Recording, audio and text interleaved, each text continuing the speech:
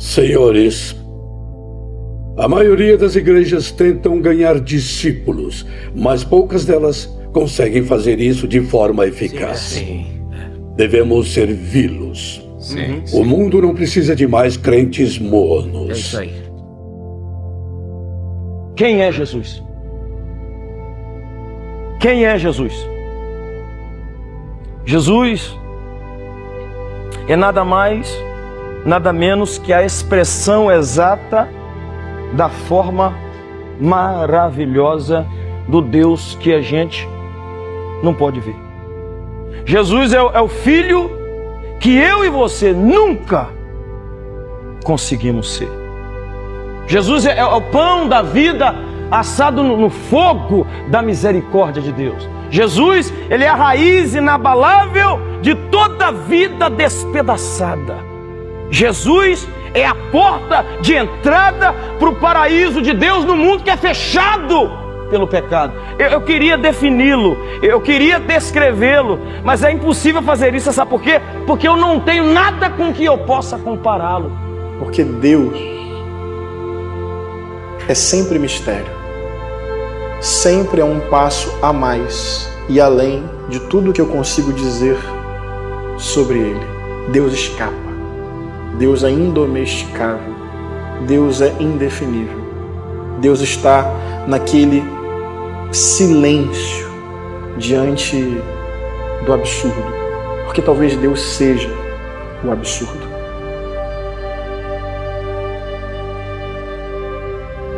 Já parou para pensar que hoje você está vivendo coisas que ontem você não acreditava ser possível? Quem disse que seria fácil? Jesus nunca disse que seria fácil, mas Ele deu uma promessa para nós: pode ser leve, porque eu vou trocar de fardo com você. Eu já troquei de lugar com você na cruz, então aquilo que você merecia receber, eu já recebi. E aquilo que eu merecia por parte do meu Pai, eu entreguei para vocês. Mas isso não significa que vai ser fácil, irmão. Se a gente perder tudo, mas não perder a fé, a gente não perdeu nada. Porque a fé é a chave que move o sobrenatural. A fé é aquilo que faz com que alguém que não tem nada aos olhos dos homens viva como alguém que já recebeu tudo aos olhos de Deus. Eu não me movo mais por aquilo que eu vejo, mas eu me movo por aquilo que eu creio. Se você se agarrar à fé que Deus depositou em você, nada vai ser impossível para você. Eu sou o caminho, a verdade e a vida. Ninguém vem ao Pai se não for por mim.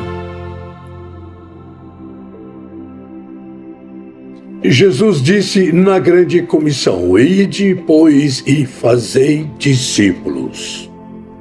Precisamos de crentes que sigam Jesus de coração. É isso que o mundo precisa ver. Nós temos que buscar estas pessoas. Porque quem mais investir na próxima geração irá conquistá-la. Esta cultura persegue agressivamente os seus corações e as suas mentes, com uma visão de moral, propósito e verdade, sempre sendo redefinida. Sim. Mas Deus nos deu a verdade, sua palavra, a âncora na qual nos apoiamos. Sim. Então, assim como eu orei pelo Isaías, eu oro por vocês, para que não sejam 1 em 1 milhão, mas 1 de 1 milhão. Vamos até onde eles estão. Sim. Nas escolas, nas quadras, nos shoppings, onde eles estiverem, nós temos que estar lá e encontrá-los. Vamos fazer o que Jesus fez. Vamos amá-los com a verdade. Sim. Vamos levá-los a Jesus. Sim. Deus tem uma obra na sua vida. Não importa se você está passando por um problema físico, sentimental, financeiro ou psicológico, Deus quer te tocar hoje. Não importa o que você esteja passando, se você precisa de um milagre, em primeiro lugar, entenda que o nosso Deus é o Deus do impossível. As coisas que são fáceis, Ele deixa para mim e Ele deixa para você resolver. Agora, aquilo que é impossível, aquilo que é difícil, aquilo que ninguém acredita que pode acontecer, esse trabalho é de Deus, porque é isso que vai glorificar o nome do Senhor. Eu quero que você saiba disso, que às vezes Jesus está fazendo obras incríveis incríveis à nossa volta, mas os nossos olhos não estão vendo. Porém, os nossos ouvidos precisam estar atentos para aquilo que Jesus está fazendo perto de nós. A gente é movido por aquilo que os nossos olhos veem. Nós somos movidos, a nossa fé ela é exercitada e ela é expandida quando os nossos olhos veem Jesus fazendo alguma coisa. A pergunta é: e quando os nossos olhos não veem, o que a gente faz? E quando os nossos olhos não enxergam o favor, o que é que a gente faz? E quando os nossos olhos não contemplam, o que é que a gente faz? E quando a gente não sente a presença dele, o que é que a gente faz? E quando os nossos ouvidos não ouvem a voz dele, o que é que a gente faz? Sabe o que a gente faz? Na grande maioria das vezes, a gente desiste de tudo. Se existe algo que eu posso dizer sobre esse mistério, sobre esse silêncio, se há algum conteúdo nesse vazio, é o amor encarnado. Deus é a fonte originária de todo o amor. O endereço de Deus na terra é onde o amor se manifesta e se materializa. Portanto, não é uma doutrina, não é um dogma, nem menor ou restrito a uma experiência religiosa. Se existe alguma voz nesse silêncio, é quando o amor encarnado, materializado, se faz no mundo. Uma palavra libera um destino. Uma palavra ressuscita mortos. As nossas decisões, elas têm impactos a curto, médio e longo prazo. Porque existem reflexos do que fazemos, repito, no curto, no médio e no longo prazo. Coisas simples, sabe?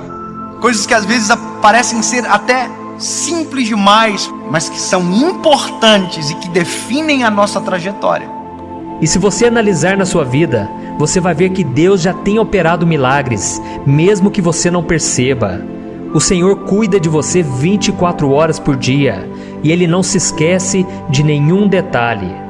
Então, enquanto você não esperar no Senhor, enquanto você não tirar essa ansiedade e parar de querer adivinhar como Deus irá agir, você não verá a mão dele trabalhando na sua vida.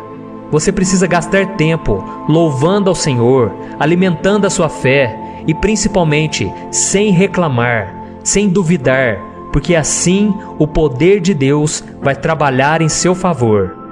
A razão número 1 pela qual as pessoas não conseguem o que querem é não saberem o que querem.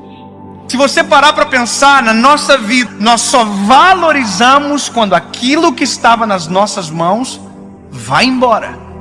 E nas nossas mãos não tinha valor, mas quando vai embora a gente percebe o valor que tinha, mas que nunca falamos quando nas nossas mãos estavam. Nós não olhamos com um olhar sensível para aquilo que temos, para o que somos. Nós precisamos de dor, nós precisamos de perda, para verbalizar coisas que os nossos sentimentos ocultam, às vezes até mesmo de nós.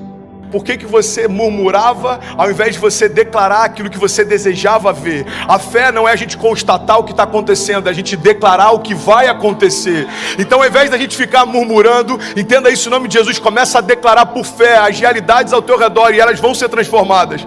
Aquilo que poderia ser um ponto de tensão na minha casa se tornou um pilar de sustentação na minha casa. Por quê? Porque não tem a ver com aquilo que me cerca, mas como eu enxergo aquilo que me cerca. E é por isso que eu quero te convidar em nome de Jesus a entender, cara, a razão pela qual a gente não vive muitas coisas é que a gente não sabe para onde a gente quer ir. Às vezes você já está num lugar onde um dia você sonhou que esse lugar traria para você plenitude. Aí agora você já está ansioso com um novo futuro. Aí quando o futuro chega, você já está ansioso com um novo futuro. Sabe uma das coisas que eu mais tenho visto na minha geração? Quando aquilo que um dia era futuro se torna presente, ele está encontrando a gente ausente. Porque a gente já está sonhando com um novo futuro desejado. Sabe quem está dizendo isso? Jesus. Jesus está dizendo: eu sou o único caminho. Eu quero que você grave essa palavra: único. Não tem outro. Jesus é suficiente. É dolorido falar isso, Mas já parou para pensar que tem gente que só vai entender a preciosidade da vida quando a de alguém de muito perto for ceifada? Eu não sei se você já teve a experiência de ir a um velório, mas vá a um velório, é pedagógico. Você sai do velório muito mais amoroso, você sai do velório muito mais sensível, muito mais grato. Você agradece o ar que expira quando descobre que a pessoa que está no caixão faltou o ar para viver. Você valoriza o coração que bate no peito. Você valoriza a esposa que você tem. E às vezes só se valoriza quando perde. Você verbaliza, às vezes, palavras fora de hora. Vá a um velório onde alguém que perdeu o pai e que nunca disse que o amava, para você ver a dor que é. Ele abraça o caixão, ele grita: eu te amo! Mas essa palavra não surte mais nenhum efeito, porque quem precisava ouvir não ouve mais. Porque tem coisas que só valem enquanto há tempo, fora de tempo não vale mais. Eu creio que a melhor coisa para você pedir para Deus é exatamente o que Ele quer te dar, né? Assim, quando não há um clinch de intenções. Pedir a Deus a habilidade de percebê-lo em todas as coisas, eu creio que é o que a gente precisa num tempo como esse, sabe? De perceber a bondade dele. Porque as pessoas às vezes só percebem a bondade de Deus quando ganham algo, mas fica às vezes difícil enxergar a bondade de Deus quando as coisas não parecem tão bem assim. Imagina que você é um foguete muito grande apontado para o céu, mas sem combustível. E você só sonha com aquele lugar e de repente você não vê forma alguma de sair, mesmo porque a lei da gravidade opera sobre você. De repente aparece Jesus e diz: vem. Esse vem significa: tem combustível agora no seu foguete. O meu sim é ligar o motor e faz esse foguete subir. Ou seja, eu preciso usar toda a força do mundo para me livrar da lei da gravidade, daquilo que me prende aonde eu estava. Eu preciso usar toda a força para correr. Ou seja, a impressão... Ninguém nasce para Cristo maduro, ninguém nasce para Cristo teólogo, mestre, profeta. A gente nasce sem saber quem Ele é direito. O seu posicionamento define os seus limites. Sabe, isso está ligado à tua fé, isso está ligado à tua família, isso está ligado ao teu chamado. O teu posicionamento define os seus limites. Tem milagres que você está esperando que aconteçam, mas você não deu os primeiros passos de fé para que eles se realizem. Tem romper que você está esperando que se manifeste, mas você ainda não deu os primeiros passos de fé para que ele aconteça. Tem momentos, irmão, que a gente está clamando para que Deus mande a chuva, mas a gente nem preparou a terra ainda. E Deus está falando: ei, se eu mandar a chuva do jeito que os campos estão, eu vou destruir a tua plantação, eu não vou te abençoar com isso. É Deus falando: ei, se prepara para receber aquilo que eu quero derramar, se prepara para receber aquilo que eu vou derramar sobre você. Você precisa se posicionar na direção do teu milagre. Nós não podemos deixar a nossa vida chegar a um momento aonde as esperanças não existem mais, porque aquilo que era para ter sido um tempo, perdeu-se o tempo. Perder para valorizar. Nós não precisamos disso. Nós não precisamos, sabe, deixar ir embora para perceber a importância que tinha quando estava perto. Quem é Jesus? O sacrifício cheiroso que tirou o mau cheiro do meu pecado. Alguém que não é rei ainda, mas já se porta como tal, está preparado para assumir o trono. Você quer um exemplo claro? Deus unge Davi. Davi era improvável, Davi era desconhecido, Davi até para o seu pai e para os seus irmãos era invisível, mas a partir daquele dia, aos olhos de Deus, Davi já estava no trono. Só que aos olhos dos homens, olha para mim em nome de Jesus, como demorou um período entre a unção de Davi e Davi assumir o reinado. Aos olhos dos homens, os homens olhavam para o trono e viam Saul. Aos olhos de Deus, o trono estava vazio, irmão, porque o rei que era por direito ainda não havia se assentado lá. Ei, Deus está falando: tem tronos que você está olhando e parece que estão ocupados, aos meus olhos já foram esvaziados. Não se mova por aquilo que o homem vê. Eu não vejo como o homem vê. Talvez você está olhando para uma situação e ela parece intransponível. Jesus já está olhando lá na frente e já foi vencida. E Ele está falando: ei, você está preocupado por conta dessa crise? Eu conheço o teu futuro. Eu sou aquele que, eu não tenho, entendi isso, irmão. Jesus, ele não está na eternidade, a eternidade está em Jesus. Então ele conhece a eternidade passada, a eternidade futura. É por isso que algumas crises para os céus não fazem sentido, porque às vezes uma crise financeira abate a gente, mas Jesus já sabe o que está te esperando na estação seguinte. E ele está falando para a gente nessa manhã: ei, você está preocupado por conta dessa crise? Filho, eu desenhei a tua história, eu sei aonde você vai, fica tranquilo. Pare de reclamar daquilo que você ainda não se moveu para viver. Pare de reclamar do resultado de escolhas que você não fez. Para você viver a vida que você deseja, você precisa abrir mão da vida que você leva. Quem é Jesus? A vida na sua forma mais perfeita e mais sublime. 2 Crônicas 7,14 diz: se o meu povo, que se chama pelo meu nome, se humilhar e orar e buscar a minha face e se afastar dos seus maus caminhos, dos céus eu ouvirei, perdoarei os seus pecados e eu sararei a sua terra. Existe uma condicional. Deus está dizendo: olha, se o meu povo, que se chama pelo meu nome, se humilhar e clamar e se arrepender, o que ele está dizendo é o seguinte: se você der os passos de fé, os céus vão reagir àquilo que você está se movendo. Evangelho não tem a ver com conforto. Evangelho tem a ver com propósito. E é por isso que muitas vezes a conta não fecha. Irmão, quem disse que seria fácil? Eu quero te encorajar a você se posicionar na direção do seu destino, na direção do destino que Deus prometeu para você. Nada menos do que isso vai ser aceitável. Salmo 126, versículo 5 diz: aqueles que semeiam com lágrimas, com cantos de alegria colherão. Aquele que sai chorando enquanto semeia, voltará com cantos de alegria, trazendo seus feixes. Mas eu não posso fazer por você aquilo que só você pode fazer. Quem é Jesus? Ele é a expressão de um amor que não pode ser descrito, mas pode ser experimentado. Eu queria defini-lo, eu queria descrevê-lo, mas eu não posso fazer isso porque eu não tenho nada com que eu possa compará-lo. Quantas vezes nós perdemos a fé em Deus porque Deus não fez o milagre como nós queríamos? Mas cuidado, às vezes o verdadeiro milagre você ainda não viu. Deus quer a nossa maturidade, Deus quer o nosso crescimento. Mas para a gente chegar lá, nós precisamos segurar na mão dele, nós precisamos confiar que o lugar para onde ele vai nos levar é melhor do que o lugar onde a gente está hoje. Não tenha medo disso. Coloque-se nas mãos de Deus, coloque as realidades que você acha que estão pesadas demais sobre você, confie. É sempre bom a gente saber que alguém muito mais competente do que nós está cuidando daquilo que nós não sabemos cuidar sozinhos. Martinho Lutero dizia que os homens usam uma máscara para esconder o rosto deles. Deus usa uma máscara para se revelar. E que ele é tão grandioso que o jeito dele se mostrar é se escondendo. Aí o Evangelho de João começa assim: no princípio era o Verbo, e o Verbo estava com Deus e ele era Deus. Deus sabe o que vai ser, Deus sabe o que seria. Deus sabe até o final dos tempos, a história do homem com Adão pecando, e ele sabe realmente como seria se o homem não pecasse. O que é uma hipótese para nós é verdade para ele.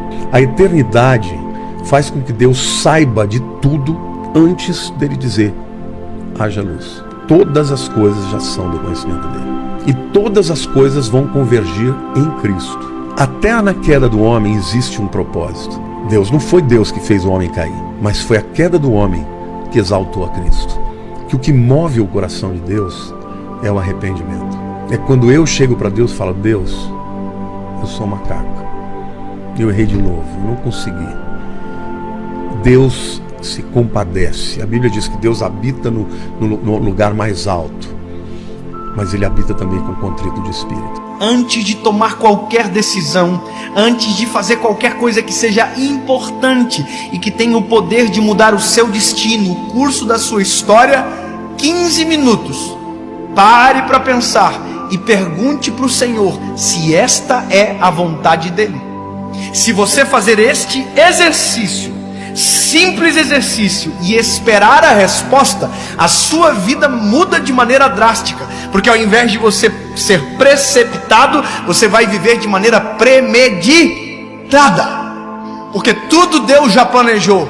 E se você quiser acessar aquilo que é a vontade dele, você precisa perguntar. Não haja sem uma resposta, mesmo que ela pareça óbvia. Nós amamos ver milagres.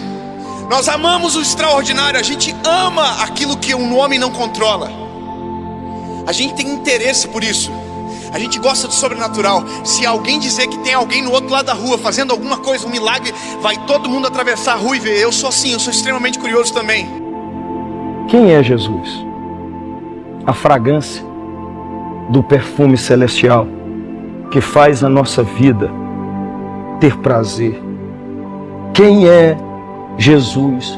Ele é o cordeiro que representa os fracos e o leão que representa o céu. É a canção da paz no meio das tempestades da vida. É o silêncio do amor que cura, enquanto o mundo toca as sirenes do ódio que mata. Ele é a esperança que não se cala e a fé que nunca morre. Quanto mais você se aproximar de Jesus, quanto mais você se aproximar de Cristo, você vai ver qual é o seu real tamanho. Eu queria descrevê-lo, mas eu não posso. Você está louco querendo um monte de coisa que no céu é lixo. Sabe por quê? Porque de vez em quando, você e eu esquecemos quem é Jesus. Pai nosso, que estás nos céus, santificado seja o teu nome. Venha o teu reino. Seja feita a tua vontade, assim na terra como no céu. O pão nosso de cada dia nos dá hoje. E perdoa-nos as nossas dívidas, assim como nós perdoamos aos nossos devedores. E não nos induza à tentação, mas livra-nos do mal. Porque teu é o reino, e o poder, e a glória para sempre.